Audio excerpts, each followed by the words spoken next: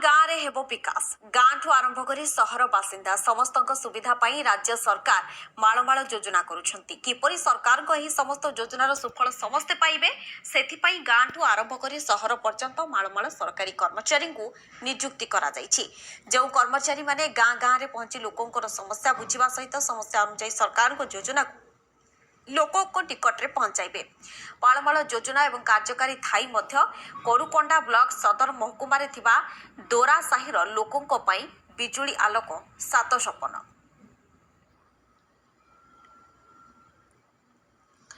अधिक सूचना आलोचना पर सीधासलख जीवा आम प्रतिनिधि चंद्रकांत पाखक। चंद्रकांत, विकास हेउछि बोली कुहा जाउछि, गाँ गाँ रे लोक मौलिक सुविधा से माने पाउछंती बोली जहा राज्य सरकार हुंतु केंद्र सरकार हुंतु निंडेम पेटुछंती, किंतु जो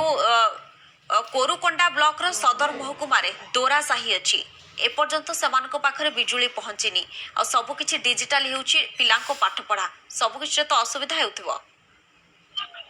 निहत जो कही पड़ा प्रथम देखो जो रही मालकान जिला जो रही कोरकुंडा ब्लॉक ता मात्र 15 किलोमीटर और जो कही पड़ा सीधा जो राज्य सरकार बा राज्य मुखिया सदा सर्वदा मालकानगिरी को फोकस रखिबा कथा कहती बा सदा सर्वदा राज्य मुखिया जो अनेक बड़ बड़ योजना मालकानगिरी आरंभ करछन, किंतु मालकान सदर महकुमा और जो रही कोरकुंडा ब्लॉक कार्य ठारू मात्र 1 किलोमीटर दूर रही दरासाई, किंतु से दरासाई को वर्तमान पर्यंत बिजुली पहुंचबानी जहाँ कहबा सेमान से गाँव दीर्घ 40 वर्ष होला बसति स्थापन करछन रहउछन्ती जहाँ कह ना से गाँव को सठिक बा पिला जो रही अंधार थिबा जो पिला छटिया पाठ पढ़ी पार नांती और जो रही ग्रामवासी मैंने विभिन्न समस्या सम्मुखीन होने जहाँ कही पार जो से रही 20 ରୁ 15 परिवार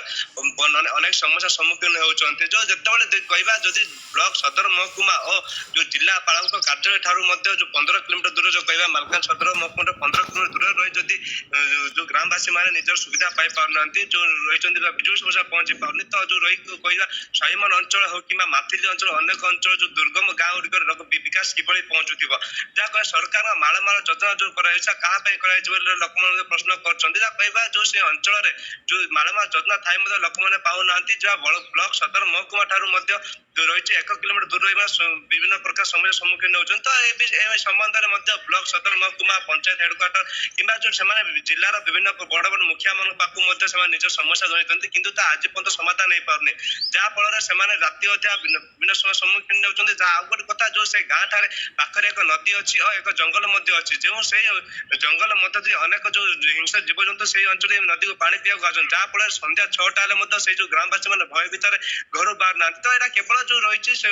लोकों समस्या नुहे जो रही शिशु मैंने पाठ पढ़ा समस्या होती जहाँकि बर्तमान डिजिटाल जुगर जो ऑनलाइन सुविधा पाठ मोबाइल द्वारा विजुअल नता जो पाठ पढ़ी पार ना विभिन्न जो राति अध्याय पाठ पढ़ी पार ना जहाँद्वारा जो रही पिला पाठ पढ़ा बाधा सृष्टि होती जो रही कहीपर जो रही जो विभिन्न लोक समस्या होती दैनिक कार्य कर हो कि बर्तमान भी तो जो खरा मास होती जो खरार तापमात्रा मालकान दिन बढ़िबार लगी बेस प्रभाव पकाउछि। चंद्रकांत, स्थानीय सरपंच एने कौन कहउछंती निहत जो कही पारे बर्तमान नवनिर्वाचित निर्वाचित सरपंच बर्तमान जाई जो पूर्व सरपंच थे पूर्व जिला परिषद थी कि पूर्व जो ब्लॉक चेयरमैन थे निजर समस्या नहीं पहुंची जहाँ कहवा विभिन्न तरह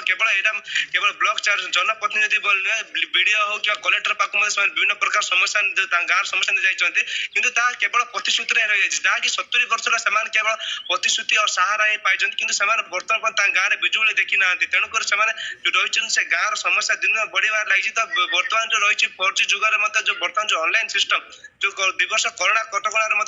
जो रही गाँववासी पाठ पढ़ार विभिन्न समस्या होता जो जहाँकि जो रही से गाँव जो मोबाइल सुविधा थाई पाठ पढ़ी पार ना जहाँकि से गाँव लाइन ना तेणुकर जो गाँव रही अनेक समस्या भर गाँववासी होती तो ये संबंध में जो आम जो रही वीडियो को साक्षात करूँ से समस्या समाधान है ग्रामवासी प्रतिश्रुति देते किंतु आज पर्यंत समाधान हो पार। चंद्रकांत, केवल से साइड बिजुली समस्या रही ना आउ कौन भी मौलिक समस्या रही सेठारे